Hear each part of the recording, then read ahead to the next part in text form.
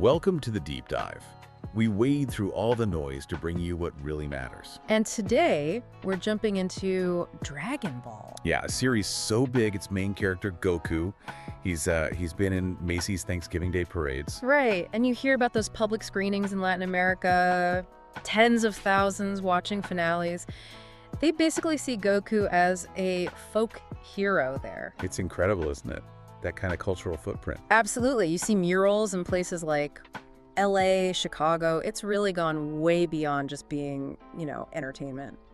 Definitely. So Yeah. our goal today, our mission, is to help you get a real handle on this phenomenon. We're going to unpack what makes it tick. Yeah, the story, the characters, that amazing art style. The philosophy behind it, the whole vibe. Why does it still connect with millions? We've looked at a whole stack of sources for this, deep dives into the story, how it's impacted athletes, artists, everything. You have the shortcut to being really clued in on this, this cultural titan. And it's key to understand, Dragon Ball isn't just a story. It's arguably, the most influential shonen manga of the last, 30 years? For anyone maybe not familiar, shonen is that genre aimed mostly at younger guys. Action, adventure, friendship. Exactly. And the creators of the big three, One Piece, Naruto, Bleach, Oda, Kishimoto, Kubo, they all openly say Dragon Ball was a massive influence. But it's not just other manga creators, right? The influence pops up in some really unexpected places. Oh, for sure. The French parkour group Yamakasi. Yeah. They specifically mentioned Dragon Ball, inspired by characters getting incredibly strong through just sheer hard work. Wow. And you see it with athletes too. Ronda Rousey, the MMA fighter. Yeah, and NBA stars, NFL players, they reference it all the time. It's kind of amazing. It even crosses into actual innovation. Get this, the founder of Euglena Company, inspired by senzu beans, those magic beans that heal you instantly. Right. He used that idea to create actual nutritional supplements. A fictional bean sparking a real product. That's impact. In gaming too, obviously. The whole chi energy thing. Yeah, that visual representation. It inspired fighting games like Tekken, Street Fighter, big time. Plus Toriyama's art for Dragon Quest. Yeah. That shaped so much in gaming visuals. It really acted as a catalyst, didn't it? Pushing anime into the mainstream globally. It's got official adaptations in over 80 countries. That's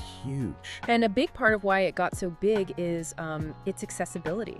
How so? It cleverly mixes these universal ideas. You've got bits from the classic Chinese novel Journey to the West, Okay. Hong Kong martial arts movies, even some Western stuff like Disney character designs. So it created this story that people everywhere could kind of get into. Right. Without needing deep Japanese cultural knowledge. Exactly. It lowered that barrier to entry, made it easier for Japanese pop culture like anime to spread globally. So when you boil it down, that core appeal, it taps into something universal, right? Yeah, that basic human drive for growth, getting better, mastery. Dragon Ball just puts it out there. Eh. Wanting to get stronger is good. Surpassing your limits. And you see it visually, right? Power levels going up, the transformations. It's all about breaking barriers. Okay, let's talk about the story itself. That narrative brilliance. It's so adaptable. It really is. It starts off almost like a grounded martial arts story, more or less. Yeah, early Dragon Ball feels quite different. Then it starts weaving in more intense supernatural stuff. And when Raditz shows up, boom. Full-on sci-fi elements, aliens, time travel. It even dipped into horror later on with Cell and Boo. That flexibility is key. And you can clearly see the roots, like you mentioned, Journey to the West, Jackie Chan, Bruce Lee movies.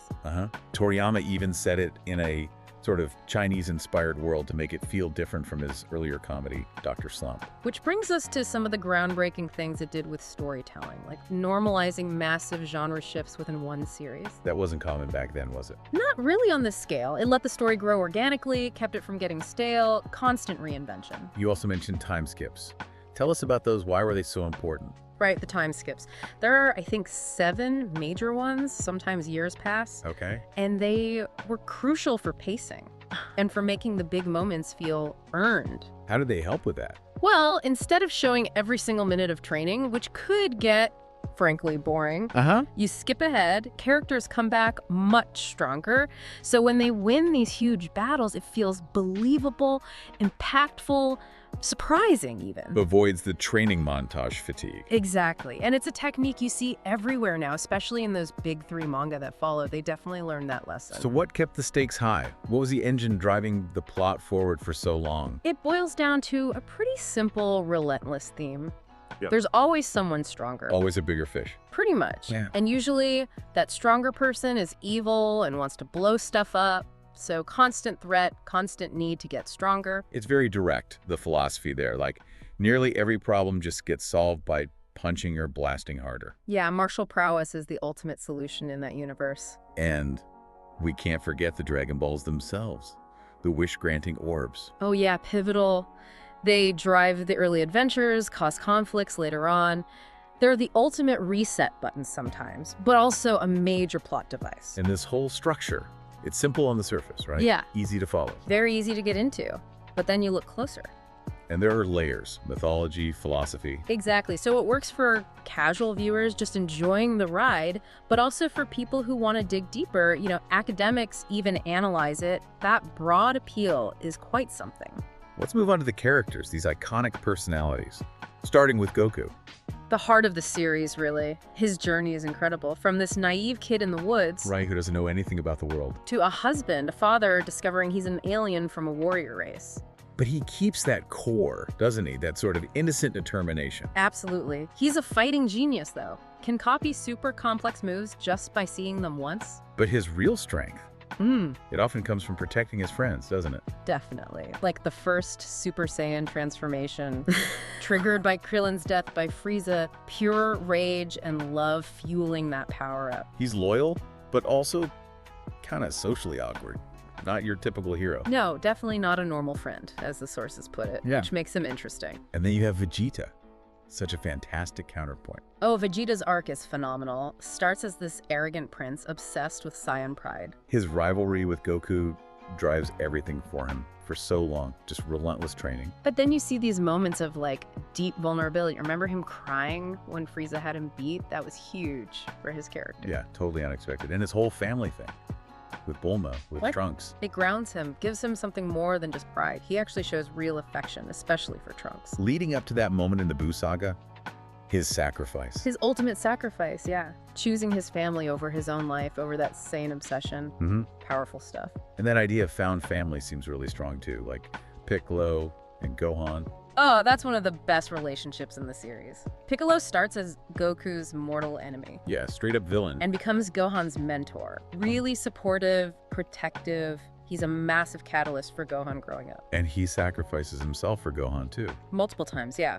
It really highlights how important those chosen bonds that found family are in Dragon Ball. They're emotional anchors. It's interesting how Vegeta's specific character type, the villain turned rival, turned anti-hero ally, became so influential. Hugely influential. You see echoes of it everywhere in Shunshin manga. Yeah. Sasuke from Naruto is probably the most obvious example. And despite having these godlike powers, they still feel relatable. Because of their flaws, right? Goku's obsession with fighting, sometimes to the point of recklessness. Yeah, putting everyone in danger just for a good fight. And Vegeta's deep, deep pride, those very human flaws, make them connect with the audience more deeply, I think. Okay, let's shift gears to the visuals, that art style. Toriyama's art, it's just revolutionary, really. So distinct from other manga at the time. And it changed, didn't it? Over the course of the series. Yeah, it evolved right alongside the story's tone, which is pretty amazing. What are some of the hallmarks? How can you spot his style? Well, there's the way he draws eyes, sometimes round and cartoony, sometimes sharp and angular for intensity. Those thick, blocky eyebrows, small, pointy noses, generally larger eyes and mouths to show expression clearly. And his paneling, his layouts. The action is always so clear. Masterful visual storytelling, his clean lines, the composition. It makes even the craziest fights easy to follow. That's why there's some of the most beloved fight scenes ever. So the art changing, how did that match the story? Well, early Dragon Ball was more comedic, right? So the art was rounder, more cartoony. Right. As the stakes got higher, more serious, especially in Z, the style got cleaner, sharper, more angular designs, more aggression, more impact in the drawings. It really amplified the drama. And the designs themselves are just legendary. Characters' transformations. Instantly recognizable. And Toriyama basically defined the whole transformation trope in Shinin. Powering up, changing forms. Especially the Super Saiyan. That glowing aura, the spiky blonde hair. Became the visual shorthand for a massive power-up across the whole genre. Iconic. It's interesting how he mixed influences in the art, too. Yeah, you see hints of, like, Western animation, Disney-style caricature almost. Okay. Blended with Eastern stuff. Chinese mythology, Japanese folklore in the designs and creatures. It created this unique look that just worked globally. And he wasn't aiming for realism, was he? No, not at all. He consciously avoided it, favored exaggerated styles, made it more expressive, more universally understandable, and honestly just cooler. Let's dig into the philosophy a bit. What are the deeper ideas floating around in Dragon Ball? Well, the most obvious one is that relentless self-improvement we talked about. There's always someone better. So, always keep training. Always strive.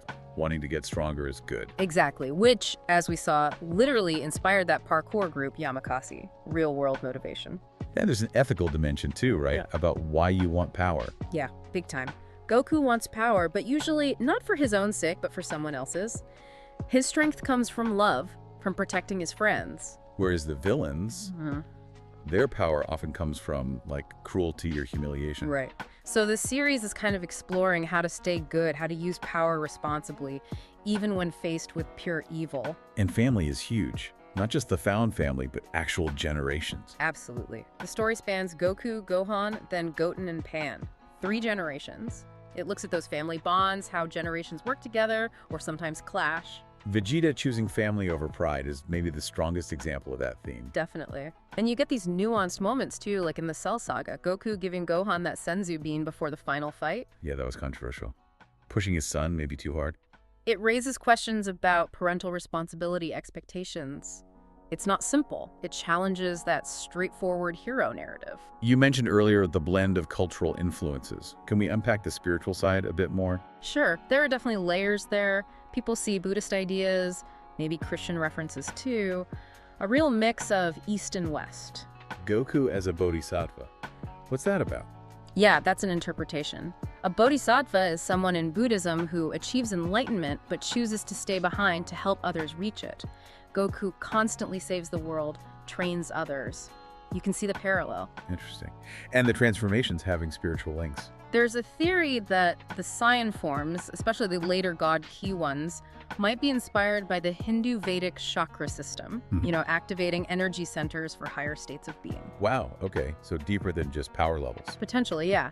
Plus, you see hints of Nietzsche's Übermensch, the self-overcoming ideal, maybe Nordic myth, and definitely Shinto ideas about purity of heart being important. And what about martial arts itself? It's more than just fighting, isn't it? Oh, this is fascinating. In Dragon Ball, martial arts are everything, like literally the solution to all problems. Yeah.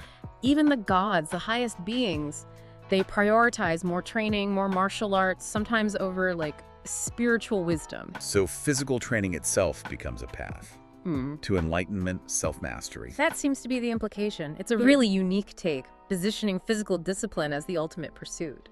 And going back to Goku's heroism, it's not clear-cut good, is it? Not always. He has this purity, yeah, but it's also tied to being, well, a battle maniac. Yeah. He's indifferent to beauty, lacks emotional maturity sometimes. Like giving Cell that Senzu bean. Strategically questionable, morally complex. Exactly. It makes you think. It's not just simple good versus evil. It invites you to consider the ethics of his actions. And those transformations linked to maybe the chakra system. Yeah. It suggests something deeper. Yeah, potentially a kind of spiritual journey, self-realization, transcendence achieved through pushing physical and key limits. It adds a metaphysical layer. Okay, let's talk about the vibe, the overall feel of Dragon Ball. It's got this unique blend, doesn't it? Action, humor, genuinely heartfelt moments. Yeah, sources call it an improbable mix between humor and mythological storytelling. like sacred and profane together. Totally. And the tone shifts so well. Early Dragon Ball is lighthearted, full of gags, adventure. Very much a comedy adventure. Then Z gets way more serious, dramatic, long, tense arcs, high stakes. But Super brought back some of that balance, right? Yeah, Dragon Ball Super, I think, found a really good sweet spot. Massive universe-ending stakes, but also that same, like, irreverent fun. Like the Ginyu Force. Serious threat, but also ridiculous poses. Exactly, that perfect blend. And the fights, they're not just cool action scenes, they're packed with emotion. So much emotion. Vegeta crying against Frieza, Piccolo sacrificing himself for Gohan, Gohan's rage explosion against Cell. Goku going Super Saiyan for the first time because of Krillin. Yeah. Even smaller moments, like when Majin Buu gets upset about Mr. Satan's dog, B, being hurt. It showed he had this flicker of a caring heart. The emotions drive the action. And that sense of adventure never really goes away, does it? No, even when the stakes get cosmic. It starts with Goku and Bulma looking for Dragon Ball's pure adventure. A classic quest. Then the world keeps expanding. Namek, other galaxies, different universes, timelines.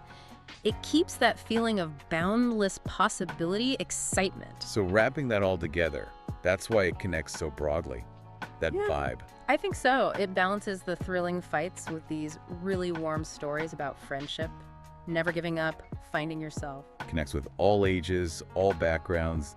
That theme of friendship is just timeless. Yeah, friends helping each other overcome anything. It resonates deeply. So against critics who might just see, mindless destruction. The sources push back on that. They describe the fights as vivid, exhilarating, epic, visually cool, but they stress the emotional impact too. It's not just power, it's emotion made visible. Exactly. The fights express the characters' inner states, their determination, their rage, their love. That's a huge part of the appeal. So the beauty of Dragon Ball, it really is multifaceted, isn't it? Definitely. You've got the dynamic story, the pioneering techniques, those unforgettable characters. The iconic art, the surprisingly deep philosophy, and just that unique blend of action, heart, and humor. It's a true phenomenon. It hasn't just entertained people for decades. It's genuinely shaped culture, inspired people on a personal level all over the world. So here's something to think about. If wanting to get stronger is good, is a core message of Dragon Ball, what does that mean for you in your life? Yeah, how do you strive for growth? How do you push past what you think your limits are? And maybe just as importantly, what role do your own found families, your friends, your connections play in that journey?